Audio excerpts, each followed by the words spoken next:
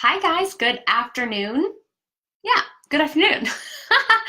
I would love to go live to chat with you guys about the fat loss hierarchy.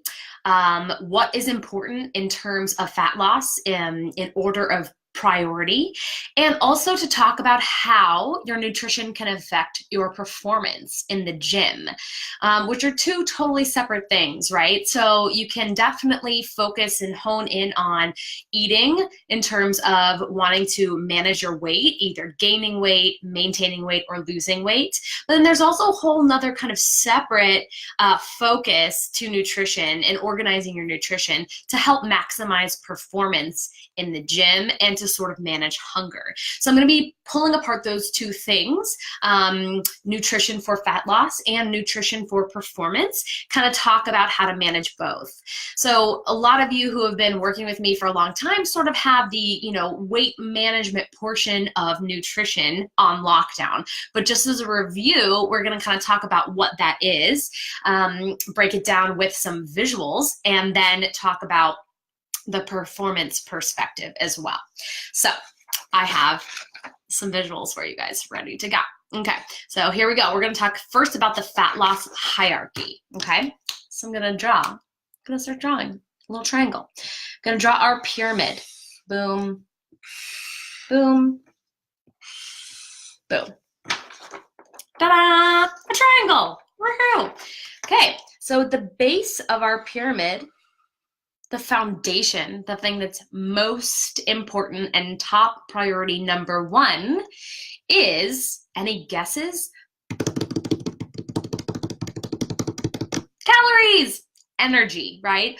Our calories are what gives us energy. It breaks down and converts in our body to energy to supply our body, our brain, our organs, and our muscles, of course, in the gym, with the energy that it needs to survive, to stay alive, to thrive.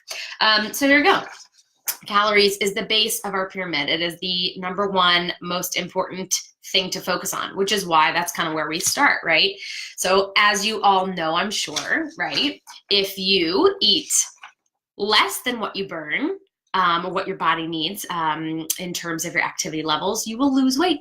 If you eat exactly what your body needs to sustain itself with the added activity level, burning calories for activity, then you will maintain, you will stay the same. And if you eat more than what your body can convert to energy and use for energy, then you're gonna gain, right? So that's kind of how that works, right? Surplus or a deficit of calories, or exactly what you need.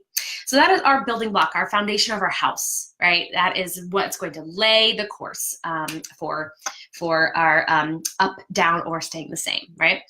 Our next layer, so you can think of that as like the concrete of the foundation. If you're building a house, that's the concrete, right? So now we're gonna kind of, add the tile, build the walls up around it, right? And kind of create more of a structure, right? And so how do we do that? That is our macros. So the percentage of our calories, where our percentage of calories are being allocated, right?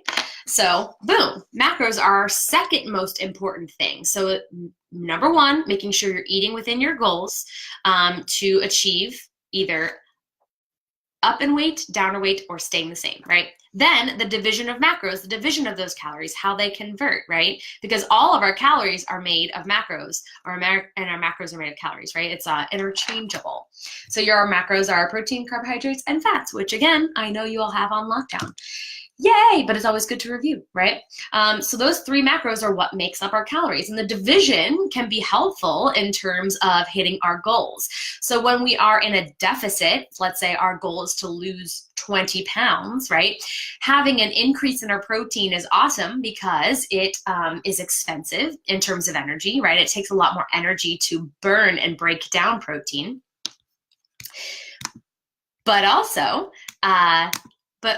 it keeps us full longer, right? Fuller longer. So it's a really great macro to keep high because it really helps with satiety, and it helps with protein synthesis, muscle synthesis. So sorry, my husband is calling me and he won't leave me alone. I cannot talk to you right now. I'm going live.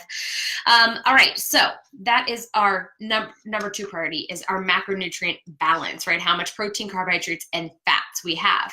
This also can come into play with performance, right? If we are an endurance athlete, let's say we're training for a marathon, right? We will want to eat a lot more carbs and a little bit less protein than, let's say, somebody just on a fat loss track or somebody training for a powerlifting competition. So the division of our macros can also help support our performance in the gym or support our sport as well. Okay, so now the third most important thing, boom, is micros.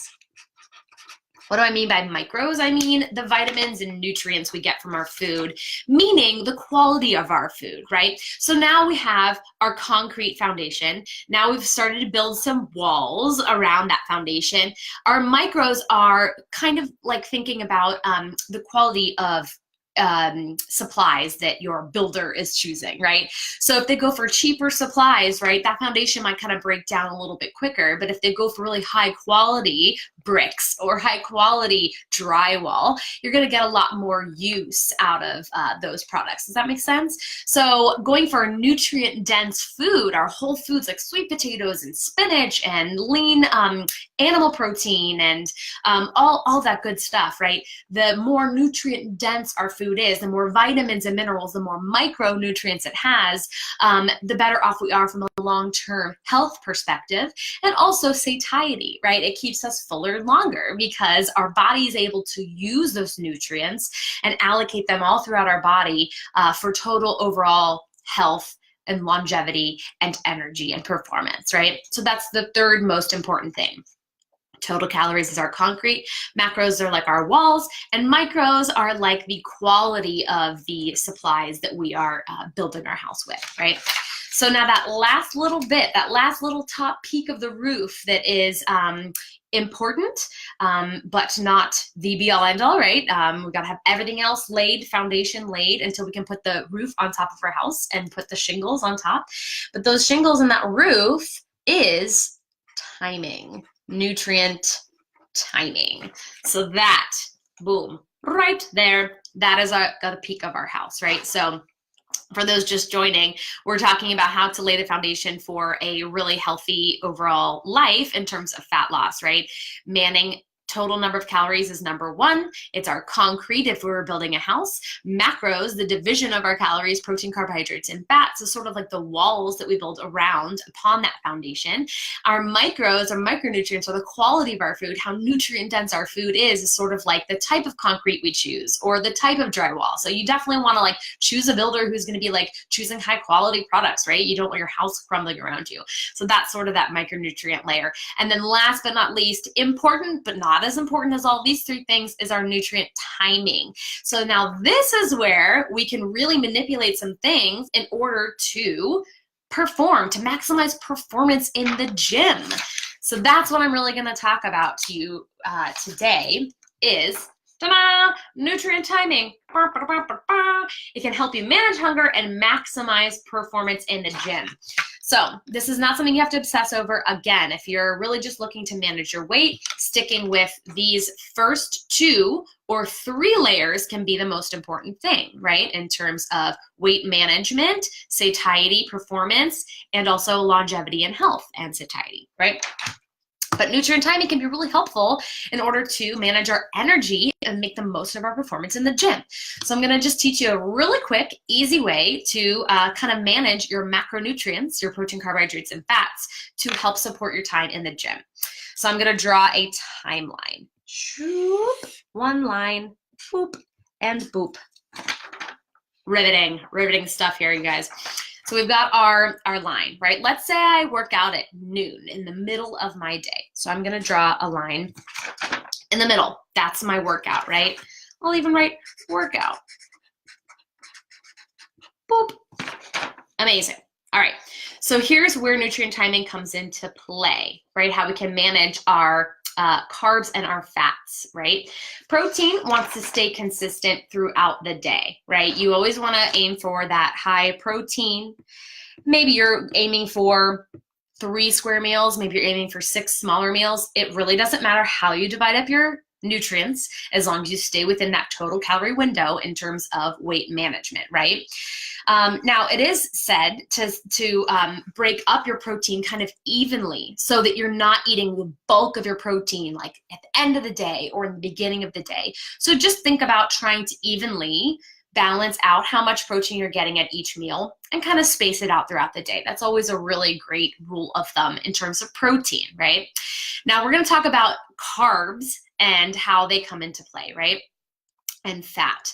So here's my workout window. Boop, boop, boop, boop. Within 3 hours pre and post workout, you want those meals to focus on protein, because that's always what we want. Protein always throughout our meals, evenly spaced, and carbs, right? We want to minimize our fat between that 3-hour workout window, because fat can actually hinder our absorption of our carbohydrate, and can also hinder the use of our carbohydrate for energy, if that makes sense. So within that 3-hour workout window, pre and post exercise, you want to eliminate or lessen the amount of fats you actually have, focus more on protein and carbs, right?